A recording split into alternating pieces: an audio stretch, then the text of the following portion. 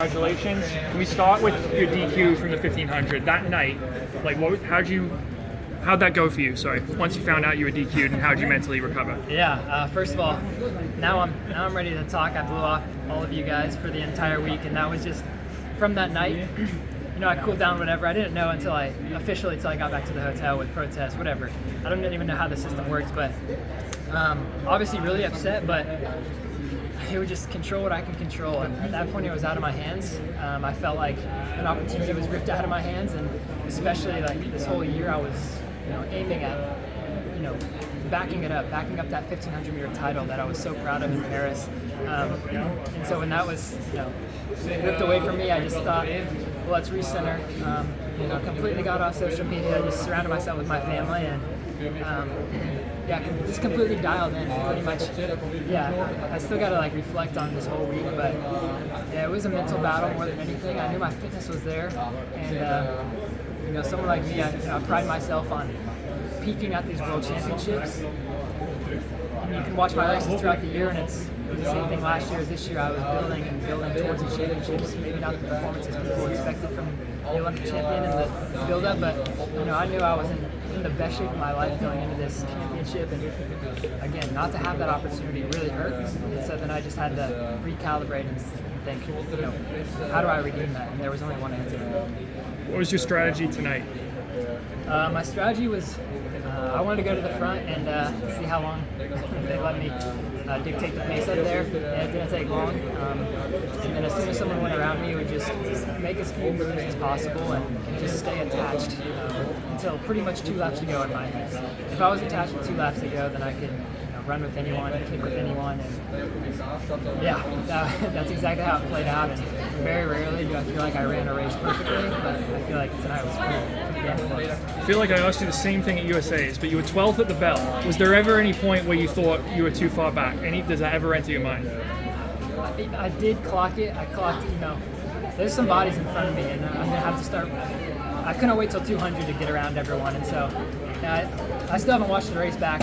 Obviously, I can't wait to watch that back, but it was kind of just let's get around some bodies before 200 to go, settle back in, and then punch it.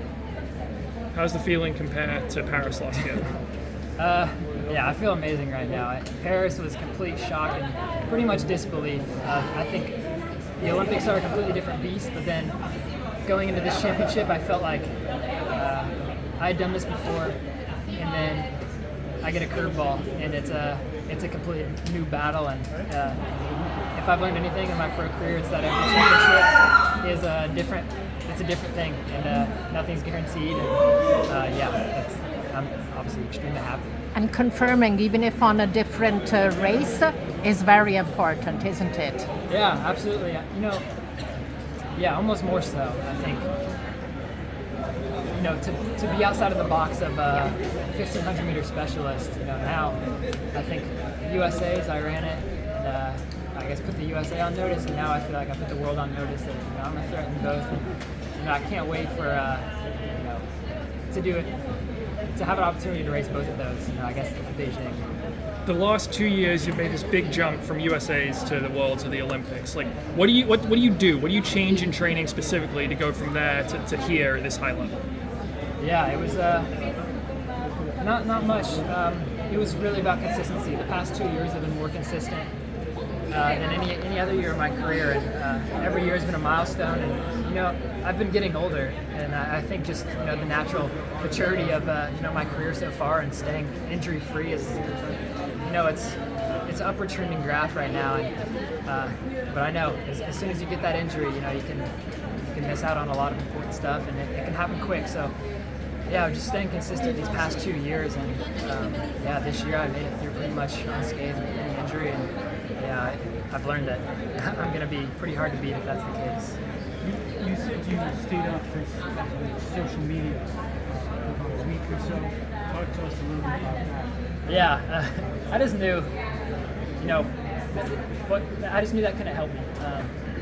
Obviously, it was, I feel like, big news in the track and field community. I got in there to make a post because I felt like I owed my supporters, at least an update.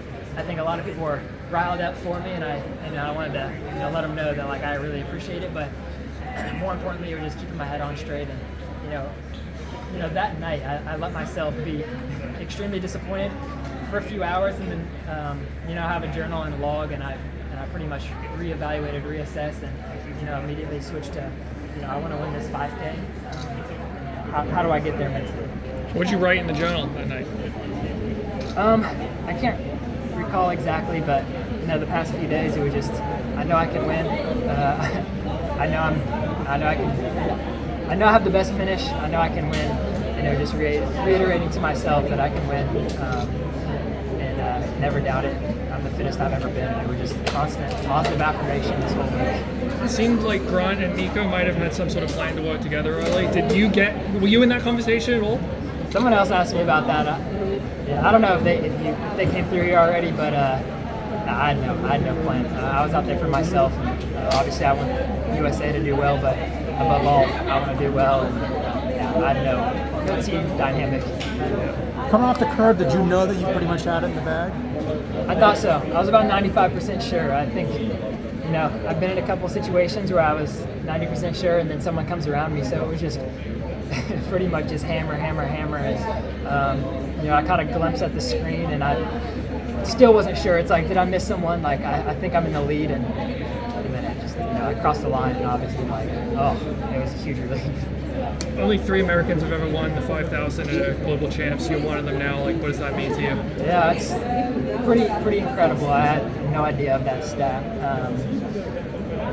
It's like all of these greats before me. I watch them. I study the races. I study, how they approach it, and I go back and I discover especially like Bernard the Got, who I feel like is so goated in the 15 and the 5K. Like, you really had to work hard to beat him. I just don't want to emulate that, and I feel like tonight I took a step in that direction.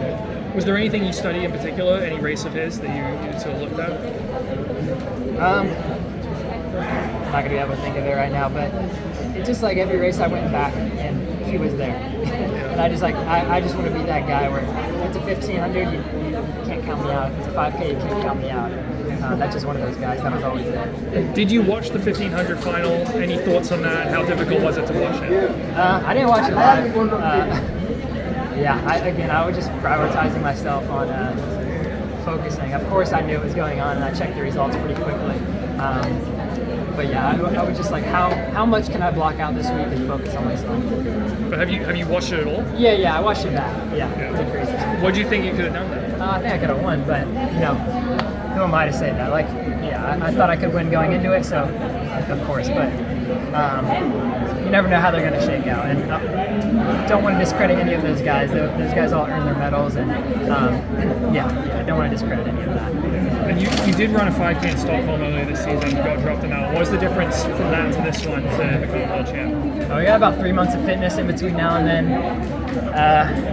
That was like one of the trips to Europe where I knew I got to get to Europe at least a week ahead of time. The jet lag just completely cooks me. There's a few factors there, and that was just not a sign of my fitness at the time. But again, now I'm way more fit than I was at that time. Sweet. Congratulations. Thanks, guys.